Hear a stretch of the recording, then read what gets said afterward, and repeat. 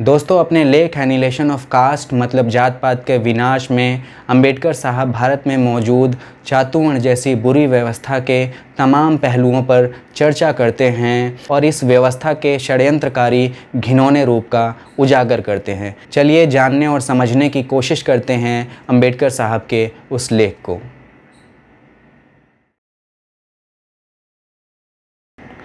यदि यह मान भी लिया जाए कि चातुवर्ण व्यवस्था व्यवहारिक है, यानी इसे प्रयोग में लाया जा सकता है, तो भी मैं ये बड़ी दृढ़ता से कहूँगा कि यह सबसे बुरी दोषपूर्ण व्यवस्था है। ब्राह्मणों को ज्ञानवान होना चाहिए, क्षत्रियों को शस्त्र धारण करने चाहिए, वैश्य यानी वणिक को व्यापार करने चाहिए और शूद्र को इन सभी की सेवा करनी चाहिए। लगता है यह तो श्रम के विभाजन की व्यवस्था है, मगर एक रोचक सवाल यह है कि इस व्यवस्था में शूद्र को अन्य काम नहीं करने को मजबूर करने की नीयत से ऐसे प्रावधान किए गए हैं, या सिर्फ यह बताने की कोशिश है कि शूद्र को इसके अलावा अन्य कार्य करने की आज्ञा ही नहीं है। चातुवर्ण के समर्थक इसको पहली बात में शामिल करते हैं। वो कहते हैं कि जब ऊपर के 3 वर्णों के लोग शूद्रों का भरण पोषण करने के लिए मौजूद हैं, तो उसे धन कमाने और इकट्ठा करने की क्या ज़रूरत है। इस तरह पढ़ने लिखने का काम ब्राह्मणों से चल सकता है, तो शूद्र को शिक्षा हासिल करने की क्या ज़रूरत है। इसके आगे शूद्र को हथियार रखने की भी क्या ज़रूरत है, जबकि उसकी रक्षा के लिए क्षत्रिय मौजूद हैं। चातुवर्ण की ऐसी व्याख्या और सिद्धांत के आधार पर कहा जा सकता है कि शूद्र संरक्षित वर्ग है जिस पर तीनों वर्णों का संरक्षण है। इन अर्थों में चातुवर्ण व्यवस्था एक सरल, बड़प्पन और संरक्षण की भावना से ओतप्रोत व आकर्षक व्यवस्था लगती है। यह मानते हुए कि चातुवर्ण व्यवस्था की थ्योरी के पीछे यह सही धारणा है, तो भी यह भावना दुर्भावना और मूर्खता से रहित नहीं है। यदि ब्राह्मण, क्षत्रिय, वैश्य अपने अपने को आदेशित अपने धर्म कर्तव्यों को मानना छोड़ देते हैं, तो क्या होगा। इसके ठीक विपरीत, यदि वो अपने कर्तव्यों का पालन तो ठीक तरह से करते हैं, लेकिन एक दूसरे वर्ग के प्रति या शूद्र के प्रति अपने कर्तव्यों का पालन करने के लिए जानबूझकर आनाकानी करते हैं, तो क्या होगा। यदि ये तीनों वर्ण उचित शर्तों पर शूद्रों की सहायता व संरक्षण नहीं करते हैं, या ये तीनों मिलकर शूद्रों का आर्थिक शोषण करते हैं, तो क्या होगा। तीनों एक साथ मिलकर शूद्रों के पालन पोषण के बजाय उन्हें दबाने में लग जाएं, तो फिर क्या होगा। यदि ब्राह्मण, क्षत्रिय या वैश्य शूद्रों की सरलता व अज्ञानता का लाभ उठाने की कोशिश करें, तो फिर शूद्रों के हितों की रक्षा कौन करेगा।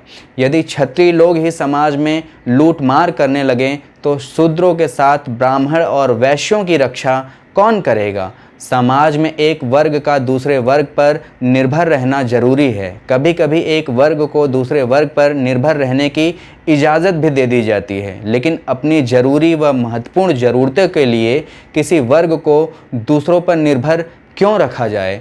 इसके लिए ज़रूरी है कि समाज के हर व्यक्ति को शिक्षित किया जाए और हर व्यक्ति के पास अपनी सुरक्षा के साधन होने चाहिए और उसके अंदर अपनी रक्षा की क्षमता पैदा करनी चाहिए। और अपने अस्तित्व की रक्षा करने के लिए हर व्यक्ति के लिए यह बहुत ज़रूरी है। एक अनपढ़ और बिना हथियार के व्यक्ति को इस बात से क्या सुरक्षा मिल सकती है कि उसका पड़ोसी पढ़ा लिखा, विद्वान और हथियारबंद है। इस प्रकार यह पूरा सिद्धांत ही बेतुका और बकवास है। ये कुछ ऐसे सवाल हैं जिन पर चातुवर्ण के समर्थक कभी विश्वास ही नहीं करते, चिंता ही नहीं करते, लेकिन इन सवालों पर सोच विचार करना बहुत ज़रूरी है। यदि यह मान लिया जाए कि इस व्यवस्था में संरक्षक और अभिरक्षित का संबंध है, यानी एक दूसरे के प्रति सहायता व सुरक्षा का संबंध है, तो भी यह मानना ही पड़ेगा कि इस व्यवस्था में रक्षक वर्ग के दुष्कर्मों से, बुराइयों से अभिरक्षित वर्ग के हितों की रक्षा के लिए कोई व्यवस्था नहीं की गई है।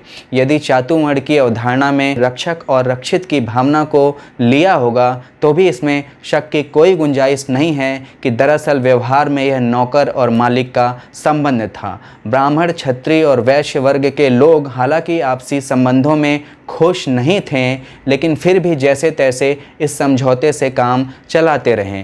ब्राह्मण ने क्षत्रिय को चापलूसी कर बेवकूफ़ बनाया और दोनों ने वैश्य को इसलिए जीने दिया ताकि उसके सहारे वे खुद आराम से जी सकें, और वैश्य को अपने पर आश्रित बना लिया। लेकिन इन तीनों ने आपस में तय किया कि शूद्र को हर हालत में दबाए रखना है। शूद्रों को साधन संपत्ति जुटाने से रोका गया, धन इकट्ठा करने से रोका गया, ताकि वह तीनों वर्णों से आज़ाद न हो जाए। उसे शिक्षा पाकर ज्ञानवान होने से भी रोका गया, ताकि वह जागरूक होकर अपने अधिकारों के प्रति सजग न हो जाए। शूद्र को हथियार रखने पर रोक लगाई गई, ताकि वह इन तीनों वर्णों की शोषणकारी व्यवस्था के खिलाफ विद्रोह न कर बैठे। मनु द्वारा बनाए गए कानून इस बात के प्रमाण हैं कि तीनों वर्णों के लोगों द्वारा शूद्रों के साथ कैसा व्यवहार किया जाता था। सामाजिक अधिकारों के संबंध में मनु के कानूनों से अधिक बदनाम कोई कानूनों की नियमावली नहीं है। सामाजिक अत्याचार व जुल्म का कोई भी उदाहरण इसके आगे फीका पड़ जाएगा। मगर सवाल यह है कि इस सामाजिक बुरे व्यवहार के शिकार बड़ी जनसंख्या के लोगों ने आखिर इसे सहन क्यों किया? दुनिया के दूसरे देशों में सामाजिक क्रांतियां होती रहीं, लेकिन भारत में सामाजिक क्रांति क्यों नहीं हुई? इस सवाल ने मुझे काफ़ी परेशान किया है और इसका सिर्फ एक ही जवाब है कि चातुर्वर्ण जैसी मनहूस वाहियात व्यवस्था के कारण हिंदू समाज का सबसे निचला तबका जुल्म के खिलाफ विद्रोह करने के काबिल ही नहीं रहा। वह हथियार नहीं रख सकते थे और बिना हथियार के वह बगावत करने की स्थिति में नहीं थे। वे सभी खेती बाड़ी करने वाले और हल चलाने वाले किसान थे, या यूं कहें कि वे इसके लिए मजबूर थे। उन्हें अपने हलों के फारों को कभी तलवार में बदलने की इजाज़त ही नहीं दी गई। उनके पास कोई बंदूकें संगीनें नहीं थीं, इसलिए जिस किसी की जब इच्छा हुई शूद्र के सर पर बैठ जाता था। चातुर्वर्ण के कारण वे कोई शिक्षा नहीं ले सकते थे और इसलिए अनपढ़ ही रहें। वे अपनी मुक्ति और उद्धार का मार्ग नहीं ढूंढ सकते थे। इस बारे में विचार करने की क्षमता उनमें नहीं थी और वे नीच बने रहने के लिए मजबूर थे। ऐसी व्यवस्था से छुटकारा पाने का रास्ता न जानने और इससे छूट कर निकलने के साधन नहीं होने के कारण उन्होंने आखिर हार कर अनंत दासता से समझौता स्वीकार कर लिया और इस अनंत गुलामी को ही अपनी किस्मत मान लिया, जिससे छुटकारा मिलना कतई संभव नहीं था। दोस्तों, यह सच है कि यूरोप में भी शक्तिशाली लोगों ने कमज़ोर लोगों का शोषण कर उन्हें बर्बाद करने में कोई कमी नहीं छोड़ी, लेकिन यूरोप में मजबूत लोगों ने भारत में हिंदुओं की तरह इतनी बेशर्मी से कमज़ोरों का शोषण नहीं किया। ताकतवर और कमज़ोर लोगों के बीच यूरोप में भी भीषण युद्ध होते आ रहे हैं। इसके बावजूद यूरोप में कमज़ोर वर्ग के लोगों को सेना में नौकरी करने की आज़ादी थी।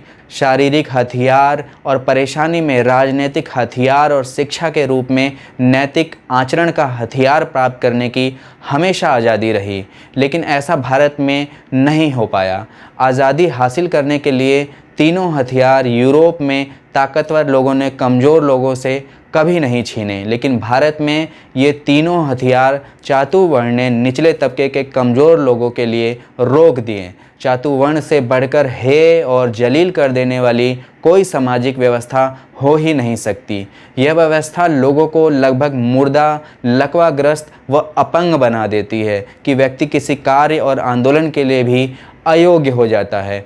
और यह कोई बढ़ा चढ़ा कर नहीं बताया जा रहा, इतिहास में इसके काफ़ी प्रमाण हैं। भारतीय इतिहास में केवल एक ही युग ऐसा आया जिसे महानता, स्वतंत्रता और गौरवपूर्ण युग कहा जा सकता है, और वह है मौर्य साम्राज्य का युग। बाकी सारे समय के शासनकालों में यह देश अंधेर और पराजय के दुख झेलता रहा। मौर्य युग ही ऐसा युग था जिसमें चातुर्वर्ण का पूरी तरह खात्मा कर दिया गया था। उसी काल में शूद्र लोग अपने बलबूते पर आगे आए, देश के शासक बने और गौरवशाली शासन किया।